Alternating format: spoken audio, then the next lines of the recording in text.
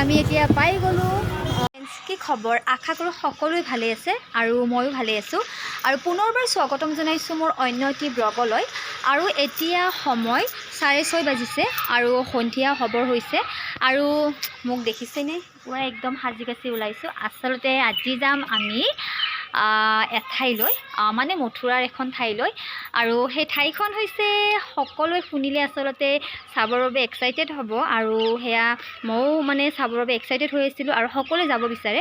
আৰু সেই ঠাইখন হৈছে আমাৰ ভগৱান শ্ৰীকৃষ্ণৰ জন্মস্থান, জন্মভূমি, য'ত কংসৰ কাৰাগাৰত জন্ম হৈছিল শ্ৰীকৃষ্ণ। গতিকে আমি যাম আজি তালৈ। আৰু এতিয়া গৈ পাওঁতে অকণমান টাইম লাগিব, যিহেতু 2-2.5 কিলোমিটাৰমান হ'ব ইয়াৰ পৰা। গতিকে আজি তালৈকে যাম আৰু যাই থাকোঁতে আপোনালোকক ৰাস্তাৰে জাৰ্ণিটো দেখাম। আৰু শুনিছোঁ তাৰ ভিতৰত প্ৰৱেশ কৰোঁতে মোবাইল এণ্ট্ৰি নকৰে বা তাত কোনো ধৰণৰ ফটো ভিডিঅ' আদি এলাউ নকৰে। গতিকে সেয়া ভিতৰৰ ভাগ হয়তো দেখাব নোৱাৰিব পাৰোঁ, কিন্তু ৰাস্তাৰে গৈ থাকিলে আপোনালোকক জাৰ্ণিটো দেখাবলৈ আৰু বাহিৰখন দেখাবলৈ চেষ্টা কৰিম। আশা কৰিছোঁ ভিডিঅ'টো চাই থাকিব। আৰু আমি আমাৰ যাত্ৰা ইয়াৰে পৰা আৰম্ভ কৰিলোঁ।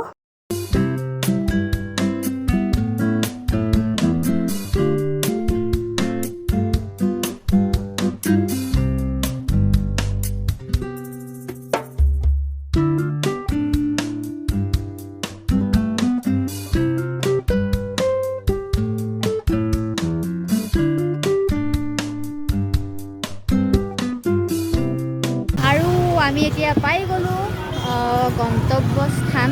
আৰু এতিয়া ইয়াতে গাড়ীখন ৰখাব লাগিব আৰু বহুত মানুহ আহিছে, গতিকে ইয়াত এতিয়া অকণমান ৰখি দিম।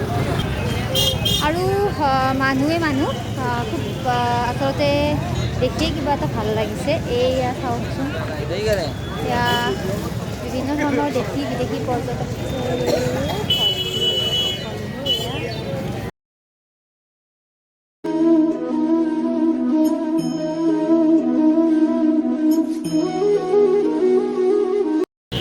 আৰু ফাইনেলি আমি শ্ৰীকৃষ্ণৰ জন্মস্থান অৰ্থাৎ কংসৰ কাৰাগাৰ চালোঁ।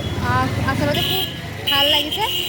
বাহিৰৰ পৰা এনেকুৱা গমেই পোৱা নাযায় যে ভিতৰত ইমান ডাঙৰ মানে ঠাই আৰু ইমান ধুনীয়াকৈ মানে কৈছে বা বহুত ভাল লাগিছে আচলতে দেখি। আৰু সৌভাগ্য বুলি ক'ব লাগিব যে দেখা পালোঁ। আৰু লগতে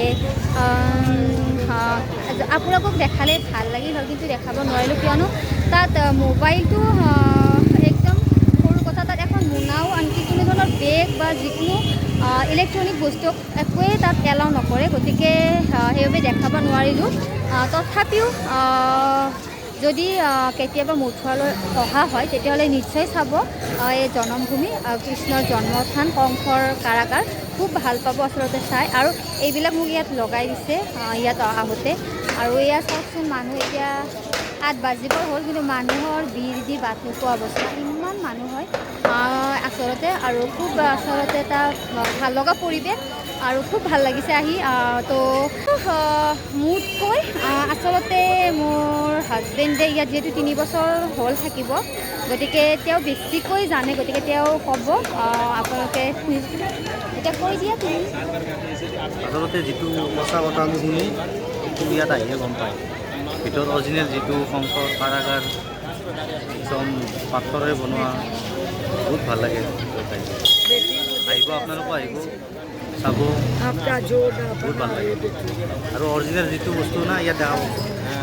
কিন্তু ভিতৰত মোবাইল নিব নিদিয়ে, সেইটো কাৰণে বাহিৰত প্ৰচাৰ নহয় বা ফটো কোনো দেখা নাই চাগে ছ'চিয়েল মিডিয়াত বা কেমেৰা শ্বুটিঙে হওক কিবা কিবি মোবাইল জমা হৈ যায়। এতিয়া শুনিলে নিশ্চয়, কাৰণ আমি যে ৰাধাকৃষ্ণৰ বা চিৰিয়েল এইবিলাক যে চাওঁ, আচলতে তেওঁলোকে বেলেগকৈ শ্বুটিং কৰে। ইয়াত যিহেতু মোবাইল এলাউ নকৰে, কোনো ধৰণৰ এতিয়ালৈকে কোনো ধৰণৰ শ্বুটিং হওক বা কোনো মিডিয়াকো ইয়াত সোমাব নিদিয়ে।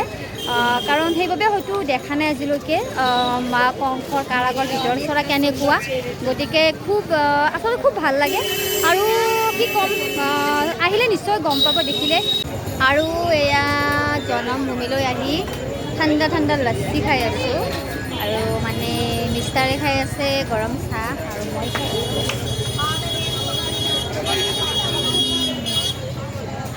বহুত ধুনীয়া, একদম ঠাণ্ডা ঠাণ্ডা কৰি গৈছে।